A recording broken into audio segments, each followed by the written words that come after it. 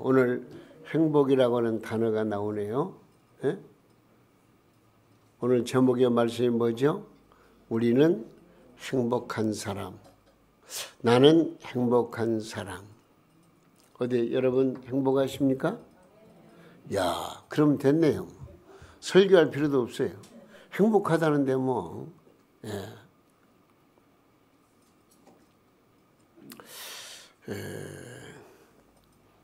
이런 말씀을 먼저 간증 겸해서 드리겠습니다. 간증한 목사님이 한 분 있는데 가수 윤항기 가수가 있어요. 윤항기. 근데 그분이 70년대에 해변으로 가요라는 히트곡을 낸 한국 최초 그룹 사운드 키보이스의 리더로 활동하다가 어느 순간 솔로로 데뷔를 했습니다. 근데 그분 그 유명한 윤복희 그분 권사님인데 윤복희 권사님의 오빠이기도 합니다.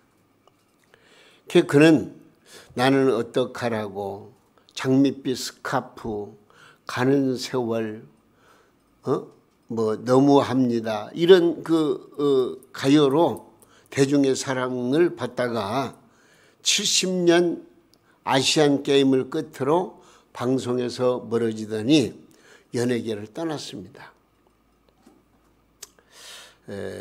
그리고 90년에 그분이 윤항기 씨가 목사가 되었습니다. 가수 윤항기가 목사가 되자 많은 팬들이 안타까워했습니다. 그러나 그는 이렇게 간증을 했습니다. 사실 제가 70년에 폐결핵 말기로 1년 이상 생존이 불가능하다는 판정을 받았습니다.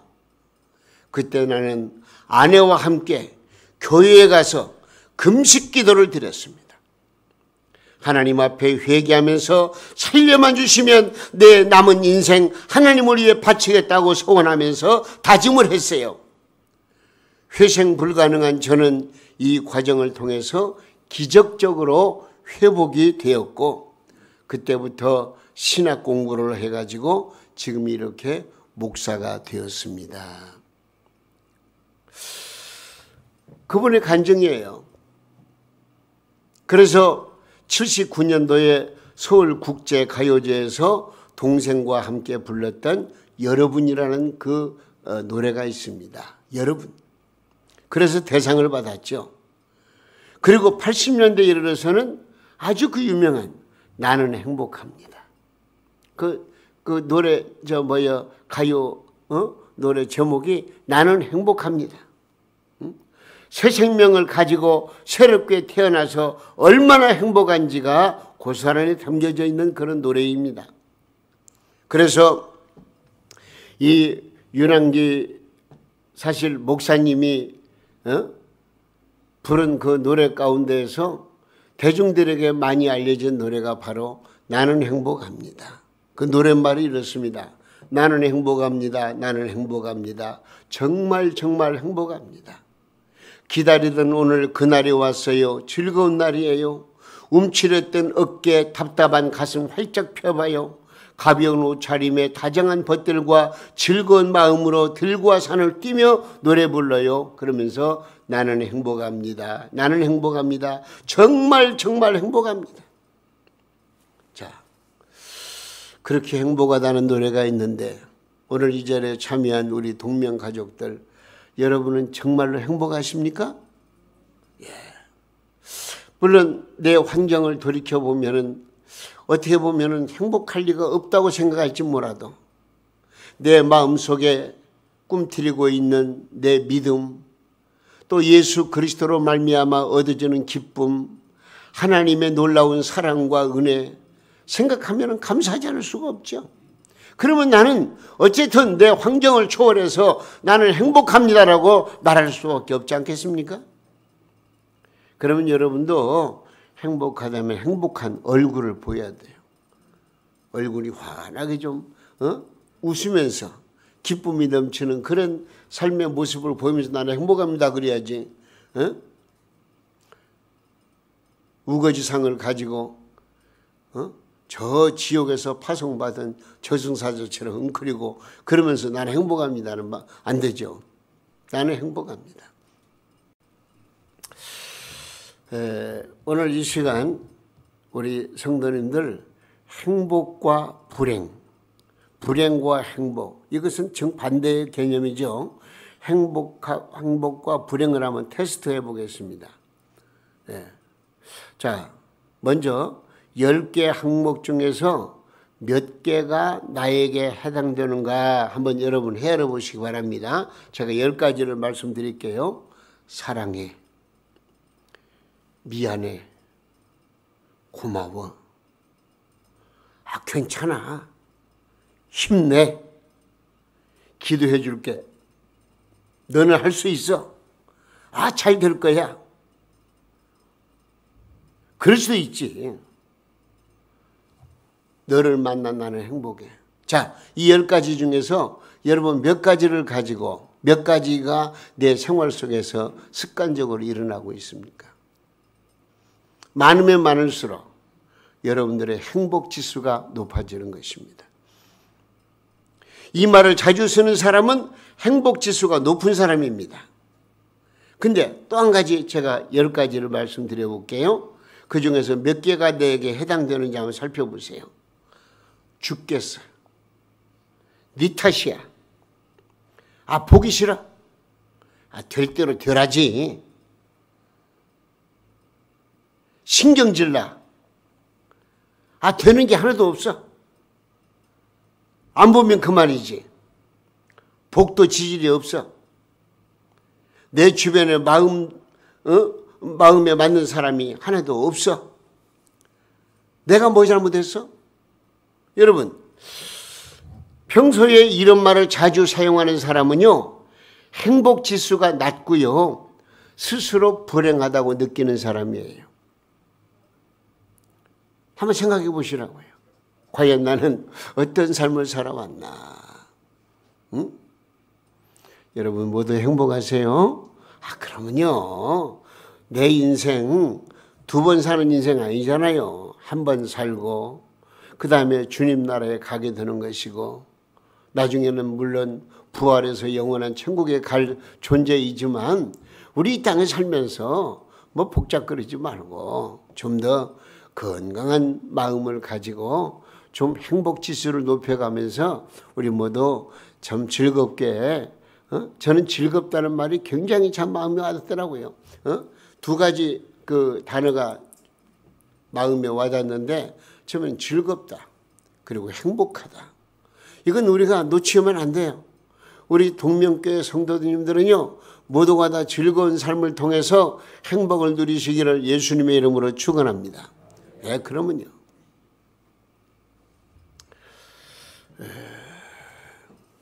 저는 언제나 기뻐하며 감사하며 행복하게 살려고 지금도 노력을 하고 있습니다. 오늘 주신 말씀을 통해서 더욱더 행복한 마음을 나타내 보이고 싶습니다. 오늘 주신 본문 말씀은요, 좀 본문 말씀을 25절부터 읽으려고 생각했습니다만은 그 내용이 다 참 그 아셀 지파에 관한 내용인데, 오늘 핵심적인 부분 29절 한 절만 읽었어요. 오늘 본문은 모세가 죽기 전 이스라엘의 12지파 가운데서 열째라고 할 수 있는 그 아셀 지파에게 주신 축복의 내용이거든요. 이게 그래요. 축복이라는 게 굉장히 중요한 것이더라고요. 야곱도 그랬고 모세도 그랬고요. 자기 자식들에게, 또 모세는 12지파를 향해서 이렇게 축복을 선포하면은요, 그 축복이 그 상대에게 그대로 임하더라고요. 이게 그래요. 그러니까 부모가 내 자식에게 축복 기도하는 것이 얼마나 큰지 몰라요. 그냥 푸념적으로, 통상적으로, 일반적으로 내 자식 잘 돼야지, 물론 그런 마음 안 가진 부모가 어디 있겠어요. 다 그런 마음을 가지죠. 그러나 정말로 하나님의 은혜와 사랑과 평강과 기쁨과 하나님의 보살핌과 하나님의 은혜가 충만히 임하도록 하기 위해서는요, 우리가 자녀들을 위해서 구체적으로 축복 기도해야 돼요. 오늘 말씀의 내용도 지금 이 아셀 지파에게 축복하는 내용의 말씀인데 또 그대로 되는 거예요. 그 가운데서 아주 핵심적인 내용입니다. 여기 29절 말씀 보니까 뭐라고 그랬어요? 이스라엘이여, 너는 행복한 사람이로다. 여호와의 구원을 너같이 얻은 백성이 누구냐? 지금 아셀 지파에게 주시는 말씀이라고 할지라도요, 이건 이스라엘 전체에게 주시는 말씀으로 표현되고 있는데, 참 저는 이 말씀을 암기하면서 참 은혜가 되더라고요. 이스라엘이여, 너는 행복한 자라다. 여호와의 구원을 너같이 얻은 백성이 누구냐? 너같이 얻은 백성이 누구냐? 그런 말씀. 이스라엘은 하나님이 택한 백성 곧 하나님의 자녀를 의미합니다. 하나님께서는 우리를 향하여 너는 행복한 사람이로다 이렇게 말씀하고 있습니다. 하나님은 우리 동명교회를 행복한 교회로 인정해 주신 줄로 믿고 감사하시기 바랍니다. 하나님은 우리를 사랑하셨습니다. 예수님 우리를 구원하셨습니다. 성령님 우리를 보호하셨습니다. 지켜주셨습니다. 성경 말씀은 하나님의 말씀입니다. 이 귀한 생명의 말씀, 진리의 말씀, 축복의 말씀을 우리에게 주셨습니다. 동명교회는 우리들의 요람입니다. 여러분, 우리의 미래는 더 잘 될 것입니다. 동명교회의 부흥은 바로 내 몫입니다. 그러나 하나님이 주시는 축복도 내 것입니다. 이 모든 것을 총망라해 생각해 볼 때에 하나님의 은혜를 깊이 생각하고 이 말씀을 붙드는 사람은 행복할 수밖에 없어요. 여호와의 구원을 너같이 얻은 백성이 누구냐는 거예요. 이스라엘 백성은 그러므로 행복한 자라. 우리도 마찬가지예요. 우리는 어떤 면에서요, 하나님을 아버지라고 부를 수 없는 부족한 존재입니다. 멸망받을 죄인입니다. 그럼에도 불구하고 하나님께서는 우리에게 믿음을 주시고 성령의 감동 감화로 하나님을 아버지로, 예수 그리스도를 나의 구주로 믿게 하시고 믿음으로 구원받았음을 확신하며 감사하며 살 수 있도록 인도하신 것이 얼마나 감사한지 말해달 수가 없어요. 오늘 이 시간 행복한 마음으로 오늘 말씀을 청종하시면서 우리 모두 더욱더 기쁨이 넘치는 축복의 삶을 살아가시기를 예수님의 이름으로 축원합니다. 하나님은 좋으신 하나님이에요.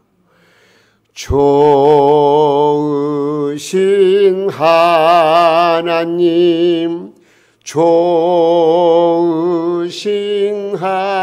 참 좋으신, 참 좋으신 나의 하나님, 우리의 기도를 응답해 주셨네. 우리의 기도를 응답해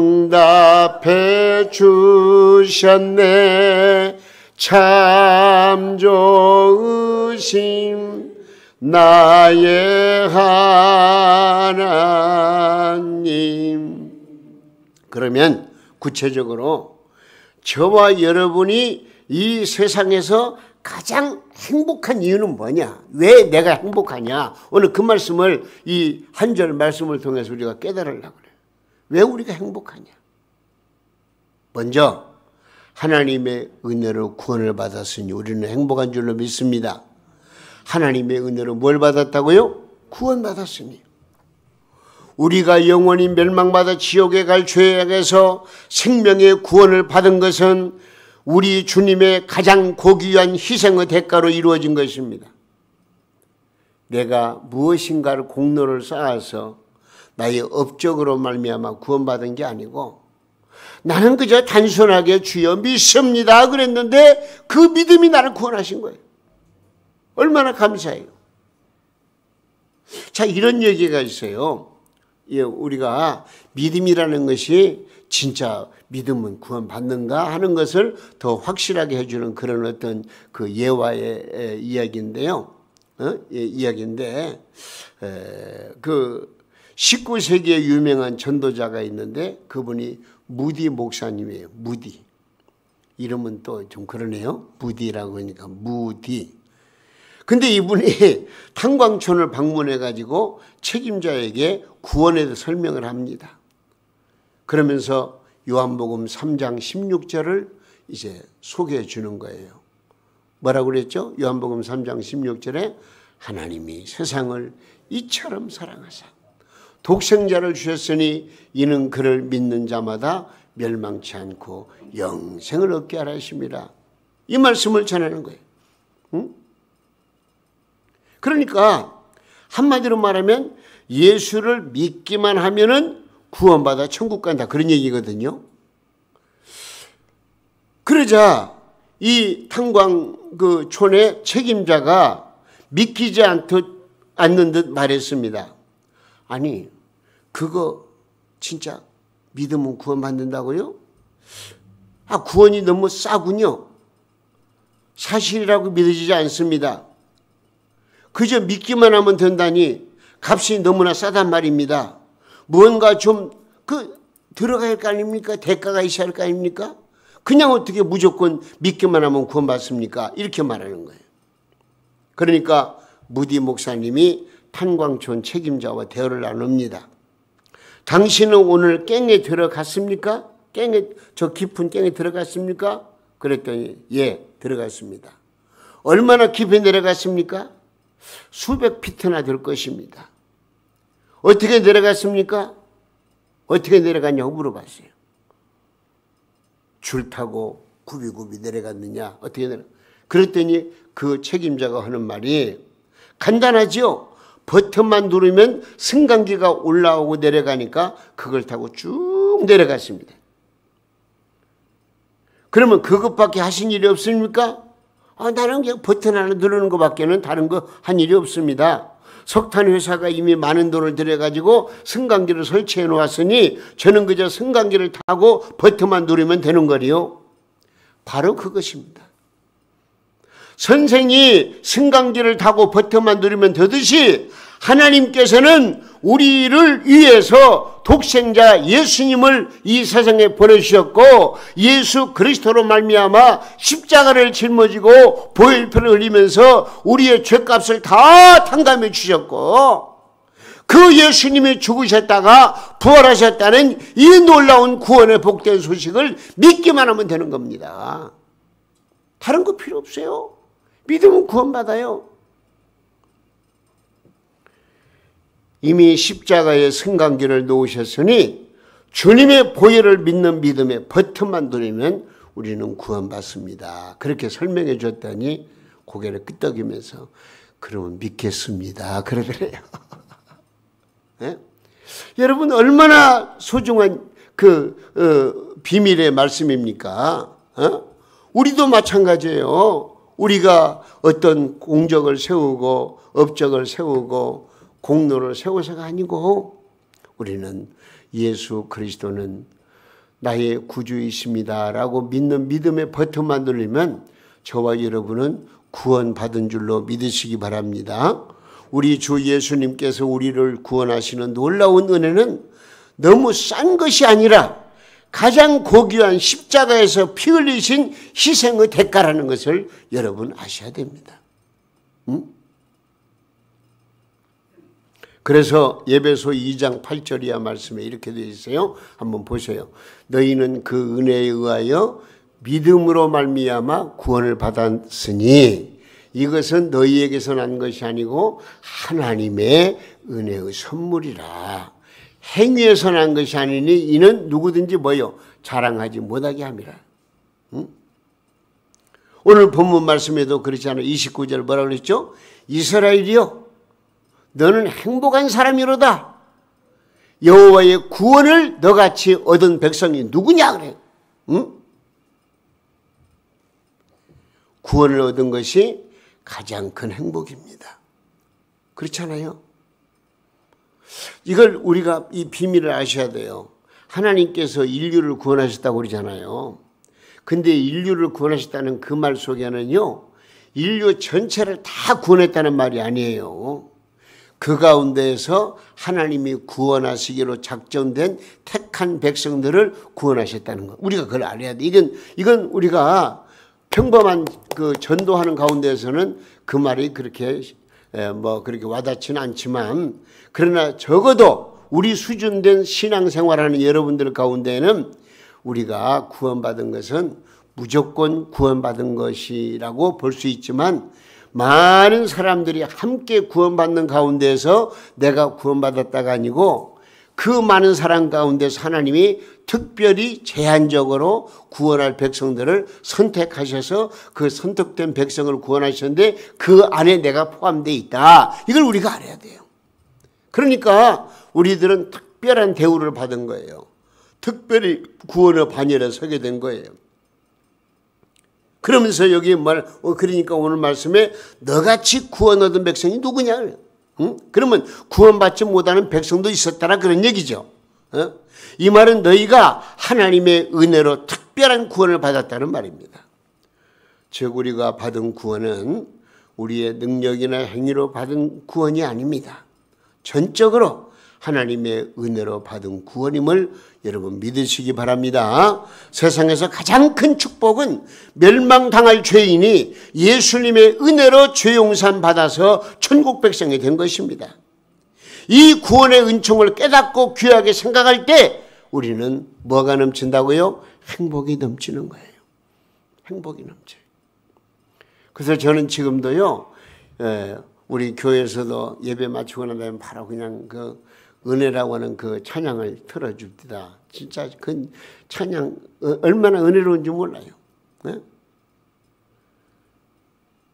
내가 누려왔던 모든 것들이, 내가 지나왔던 모든 시간이, 내가 걸어왔던 모든 순간이 당연한 것 아니라 은혜였소. 아침 해가 뜨고 저녁에 노을, 봄의 꽃 향기와 가을의 열매, 변하는 계절의 모든 순간이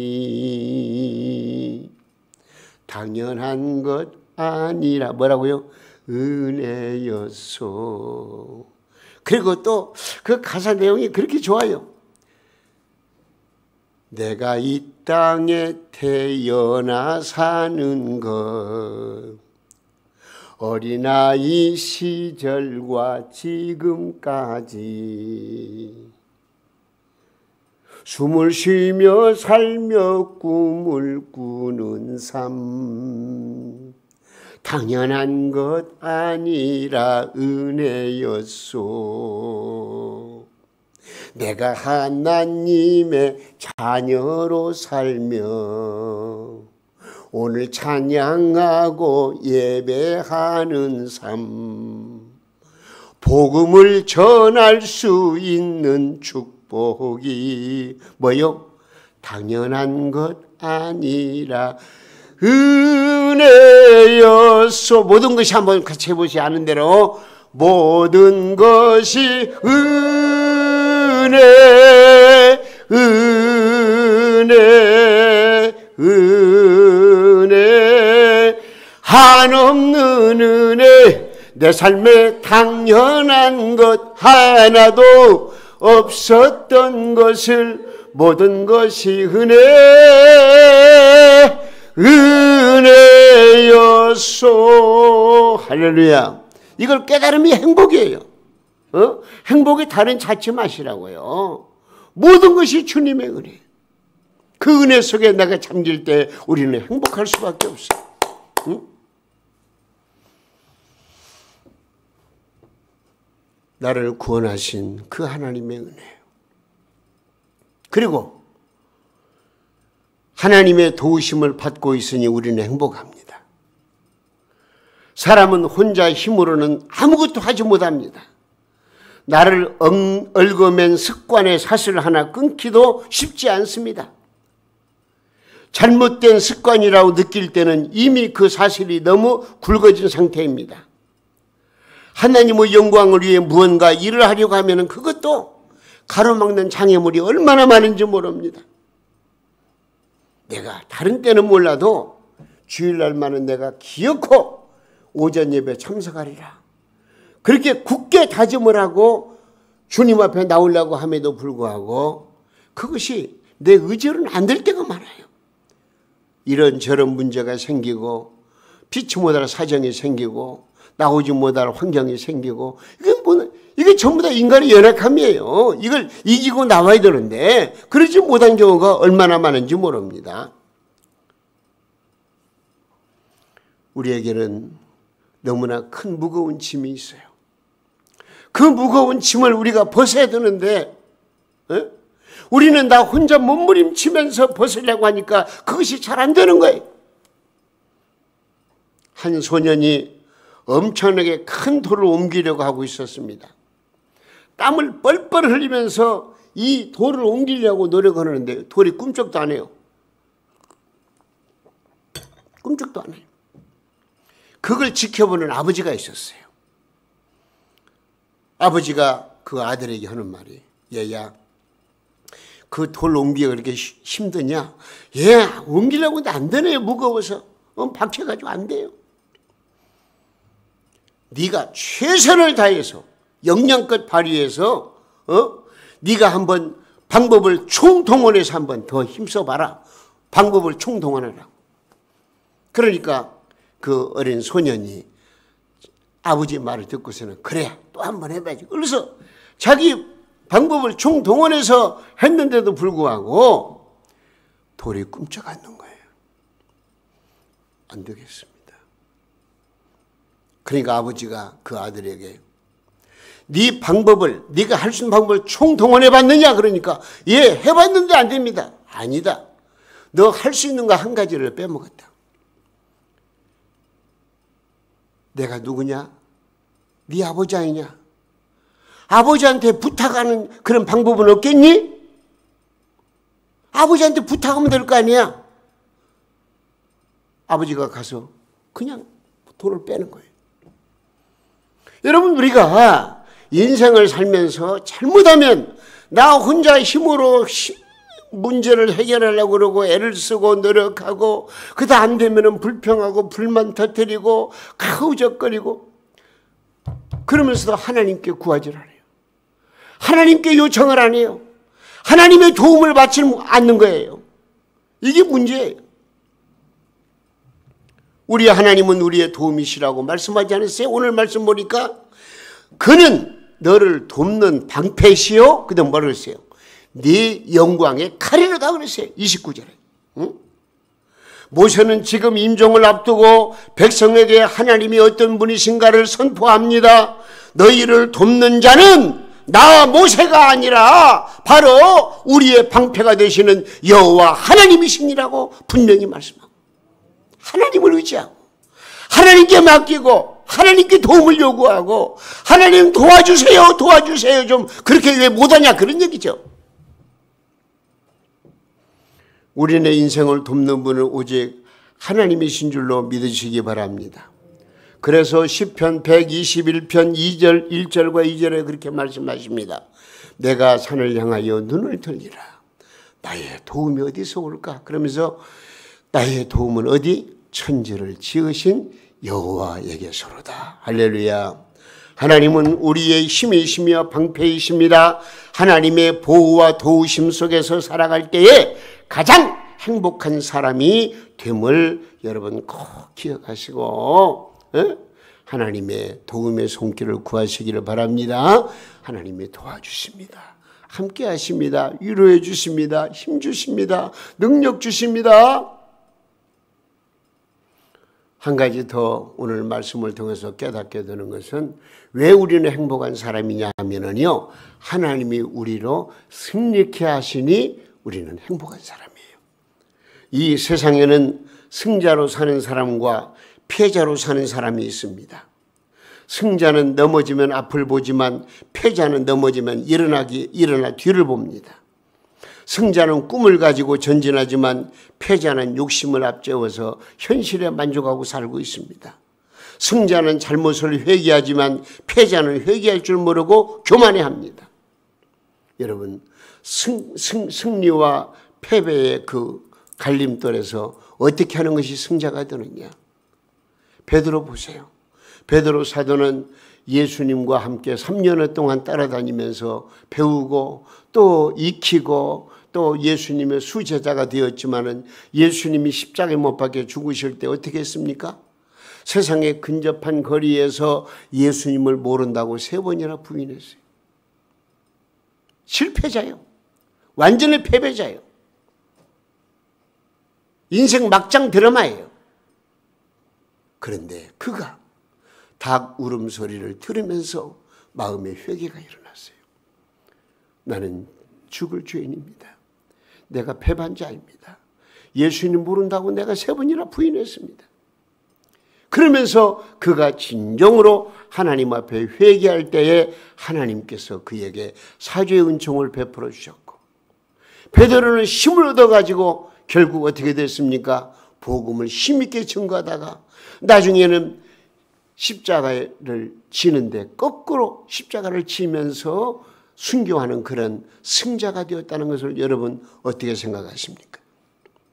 여러분, 이 순교적 죽음은 실패가 아니라 영원한 승리였던 것입니다. 우리는 지금 어느 자리에 앉아 있습니까? 불신앙의 자리입니까? 믿음의 공동체의 자리입니까? 승자의 자리에 머물러 있기를 주님의 이름으로 축원합니다. 축원합니다.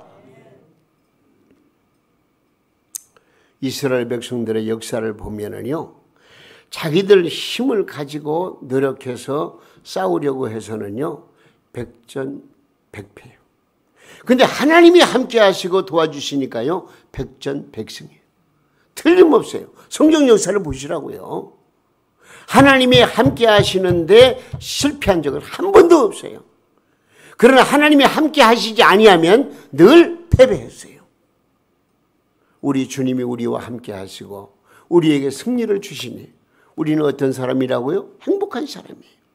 예? 여기 29절 말씀 보세요.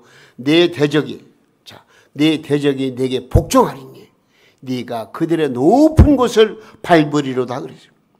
하나님의 관심은 언제나 우리 같은 약한 자, 병든 자들에게 있습니다.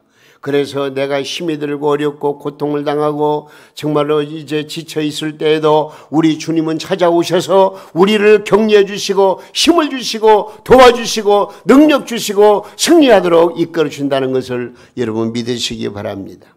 그래서 누가복음 4장 18절 말씀해 보니까 이렇게 되어 있어요. 주의 성령이 내게 임하셨으니 이는 가난한 자에게 복음을 전하게 하시려고 내게 기름을 부으시고 나를 보내사 포로된 자에게 자유를, 눈먼 자에게 다시 보게 함을 전파하며 눌린 자를 자유롭게 하고 그래요.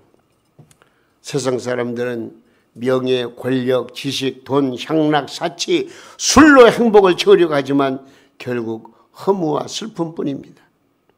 우리가 불행한 것은 한 가지가 모자라서입니다. 이 모자란 거 한 가지만 채우면은요, 우리는 분명코 행복할 수가 있어요. 그 모자란 것이 뭔 줄 알아요? 내 마음속에 예수님을 채워야 돼요. 예수님 모셔야 돼요. 주님 모시면은요, 주 예수 그리스도로 말미암아 참된 평안이 넘치게 되고요, 이 마음의 두려움과 걱정, 근심, 염려 다 물러가고요, 마음에 진정한 승리의 기쁨을 누릴 수가 있는 거예요. 우리가 이길 수 있는 비결이 뭐죠? 승리하신 예수님, 부활로 승리하신 예수님이 내 마음속에 계실 때 우리는 얼마든지 행복할 수가 있는 거라 하는 것입니다. 여러분, 그러므로 우리가 채워야 할 한 가지는 바로 예수님이십니다. 여러분 불행하다고 느끼십니까? 그 이유는 마음속에 예수가 없기 때문이에요. 진정으로 예수님을 내 마음 중심에 모시면 누구나 다 행복해집니다. 평안이 넘치게 됩니다. 소망이 넘치게 됩니다. 그리고 행복한 삶을 살아갈 수가 있는 것입니다. 감기와 가난은 감출 수 없다는 말이 있습니다마는 행복도 감출 수가 없는 거예요. 예수를 믿음으로 행복한 사람은 그 행복을 숨기지 않고 발산하는 거예요. 저는 바랍니다. 여러분 오늘 세 가지입니다. 우리에게 구원을 주시며 도움을 주시며 승리를 주시는 하나님으로 인해서 예수님 안에서 행복한 삶을 살아가는 우리 동명성도님들 다 될 수 있기를 예수님의 이름으로 축원합니다.